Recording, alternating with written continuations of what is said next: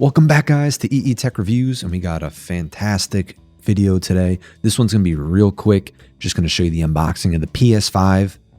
Finally got it. Ordered it. Pre-ordered September 17th.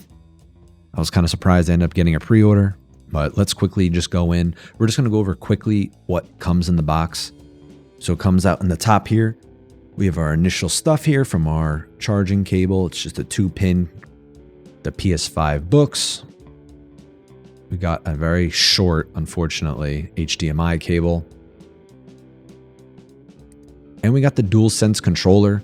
I can't stop raving about this controller. We can get into it later, but everything about it, from its construction to its use to how it feels during games, its adaptability, its usability, it's fantastic. And we got the base. I really think the horizontal base is the cheapest part of the entire build. And here we got our USB-A to USB-C to charge our controller. And let's bring out the big console here. Initial impressions overall from first turn on. The item is snappy. It's quick. Games load fast. The discs do make some noise when you're loading it up and installing. It does get loud there, but that's purely during gameplay and initial load up. So here it is, the PS5, the elusive PS5. I did not buy it from a scalper. I got this pre-ordered, $500. Looks beautiful. It is large. It is heavy. I did get the disc version. You got to get the disc. I think it's more important to have the physical games installed with the disc, so you can always sell the disc later or collect, etc. You got to get the disc, in my opinion. But there it is. Very nice, very simple. Looks really good.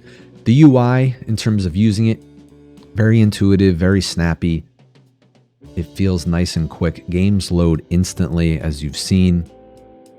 Here we have the ports on the front and the back. So you can see on the front, we come with a USB-A and a USB-C. And then on the back, we also have two USB-As, our Ethernet, HDMI out, and the charging power port. And that's it, guys. This is a real quick video. I can get in more in depth in terms of how the overall system feels, works, how the game works.